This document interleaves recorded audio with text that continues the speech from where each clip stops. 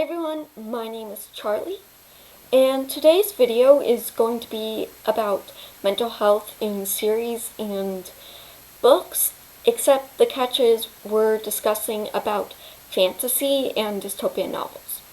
We all know the famous YA realistic fiction novels, 13 Reasons Why, Perks of Being a Wallflower, Turtles All the Way Down, It's Kind of a Funny Story, Winter Girls, and a bunch more.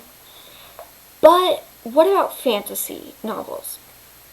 There are actually quite a few series that do address mental health head on, whether it's a major plot point or not, that's arguable, but it still exists, so I want to share with you those things, and hopefully you can start seeing fantasy in a different way.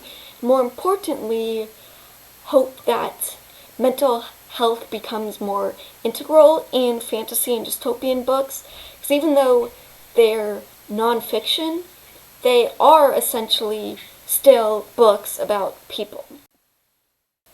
So, of course, there's spoiler alerts. I'm trying to keep it to the minimum, and I will tell you ahead of time.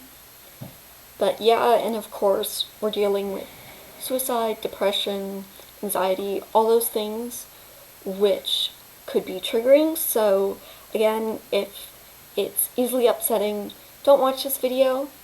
But again, I will try to keep things mild. Okay, so to begin, I'm going to show a specific clip from the Shadowhunters TV series, which I think summarizes the connection between fantasy, dystopian, and mental health.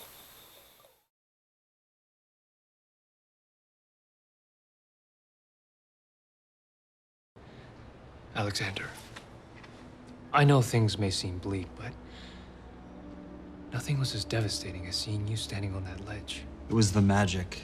I would never, never. I know. But magic can't create fears. Only bring them out. Look, you don't have to explain yourself. I've been through it myself. Just promise you'll tell me if things ever get that bad. So I hope you kind of saw the point in that clip and how amazing Malik is. OTP. Yes.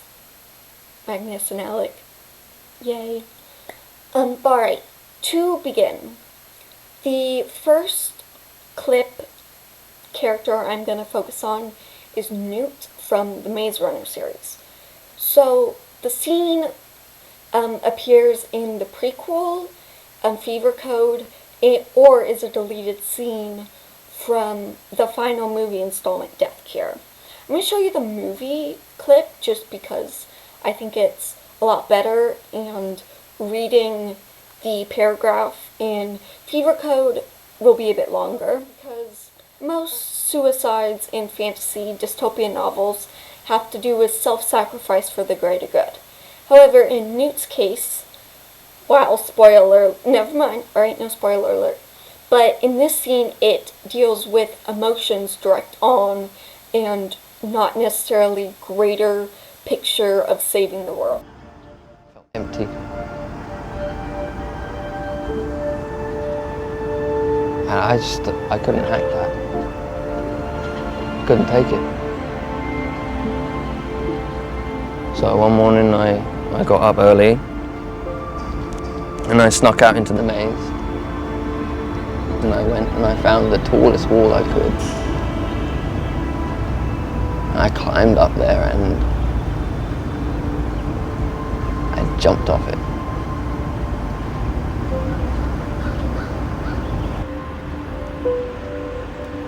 Of course, I got completely tangled up in all the ivy. Snapped my leg in 3 different places, like a proper shank. Landed hard on the floor. I thought that was it. Alright, so this is the previous scene to the Shadowhunter scene I showed in the beginning. This one is the actual attempt. And so this one is interesting because you really have to know the background, and if you've read the Mortal Instrument book, none of this is going to be familiar because for some reason starting second, third season, the TV series decided to kill off people who should not be dead and cause damage that should not have happened. But I personally really like how the TV show deals with more mature subjects. Like later in this list there will be addiction.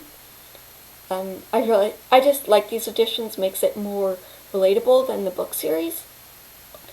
But this scene, you need a lot of context. So pretty much there's a party going on and all the characters are experiencing hallucinations of their worst fears, their insecurities, and so they're all reacting to it. And it's an attempt of Warlock's trying to steal a book to get her daughter back against a evil father. It's complicated. It's honestly one of the most complicated series in terms of plot twists. But anyway, so in the previous episode, Alec has been possessed by a demon and under that influence killed Clary, the main character's mother. So this is like a week or two later. What are you doing? You're scaring me. You're a murderer, Alec. Nothing more. Why are you still here? Alec, please come down from there. All those times you told me I wasn't a good shadow hunter. I know you wish I was dead instead of Jocelyn. I don't wish you were dead. Did you let a demon possess you? You're weak. Please, okay? Don't worry. Take my hand. Nobody's gonna miss you. Weak. The guilt must be eating you alive. Take my hand. Murderer, murderer, murderer.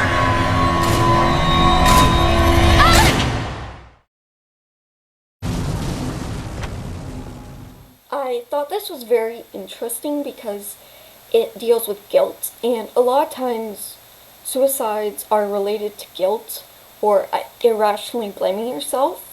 So I thought this was a great debate. Hey everyone, so this next clip is from the audiobook of Restore Me, which is the 4th book in the Shatter Me series by Tahira Mafi. I love this scene. It's hilarious. It deals with a severe panic attack, which isn't hilarious, but the exchange between two of the characters is very interesting. So this is probably going to be the biggest spoiler clip included in this video, because let's just say the characters up here you definitely thought were dead earlier in the series, or you thought were the bad guys or the good guys. So there will be some spoilers of which side everyone's on. But anyway, it's a hilarious exchange. And so I did clips of it while the whole scene's amazing, and I will put the link to the audiobook and kind of give the time frames of that whole scene, but I'm just doing highlights of it. So you will need a bit of background. So Warren, who's the one narrating, was the antagonist in the first book, probably the second book, but he's the tough guy. He was raised by an abusive father. He was taught not to feel anything because he was to inherit leadership of the reestablishment. Oh, and about the genre of this book, it's a dystopian world, the reestablishment, but the main characters and the kind of heroes of it have abilities. So it's a big mesh. But Warren, the tough guy, since the 4th book is actually majorly in his perspective, but none of the previous books were, you get to see inside of him, and this is like the apex of his emotional story. So yes. I can't even see straight. My heart is pounding in my ears. Blood is rushing to my head too quickly, and it's making me hot and dizzy. I'm strangled into speechlessness, numb in my bones. I feel nothing but an immense, impossible pressure breaking apart my body. I fall backward, hard. My head is against the wall. I try to calm myself, calm my breathing. I try to be rational. This is not a heart attack, I tell myself. Not a heart attack. I know better. I'm having a panic attack. I don't know if I'm strong enough to fight it now, not when I no longer know what I'm fighting for. And I've just collapsed, supine on the floor, my hand pressed against the pain in my chest, when the door suddenly opens.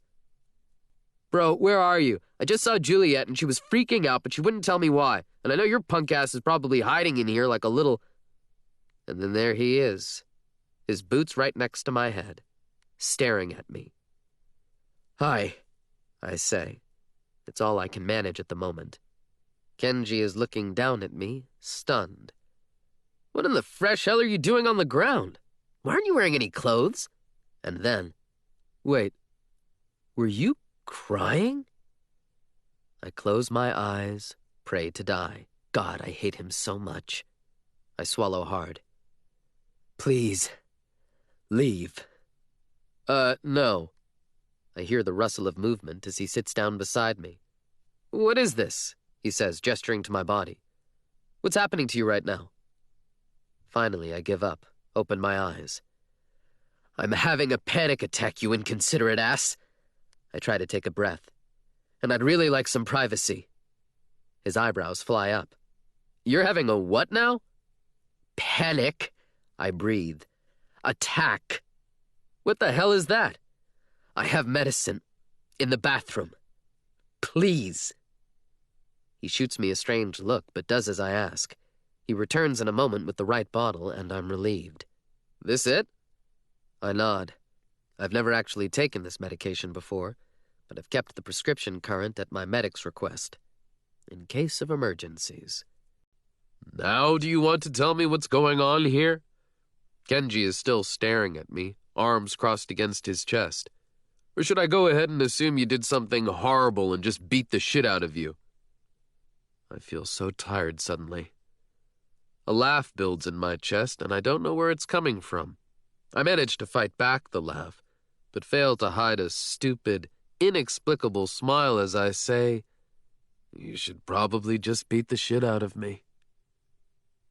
It was the wrong thing to say. Kenji's expression changes.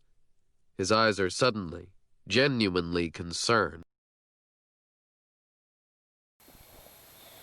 Alright, so the next clip is from the first scene of the TV series The Magicians, which is actually a book series, but it's more known as a television show.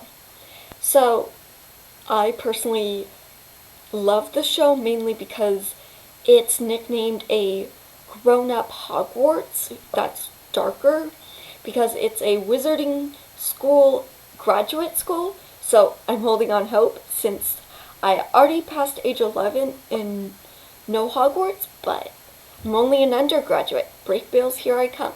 But anyway, I honestly did not like the way the show handled it going further. It was dropped for a while, and besides the first episode, no one brought it up, even though they all knew. And when it was brought up, it was more like a joke, which I guess is people's way of coping with mental illness.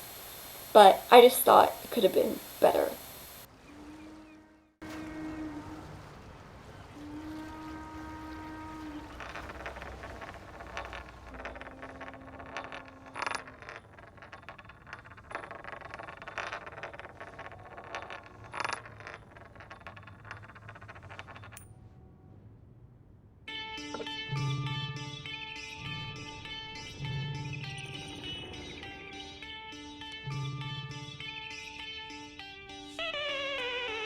Wow.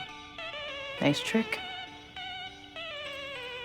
Well, I'm sure you're a hit at parties.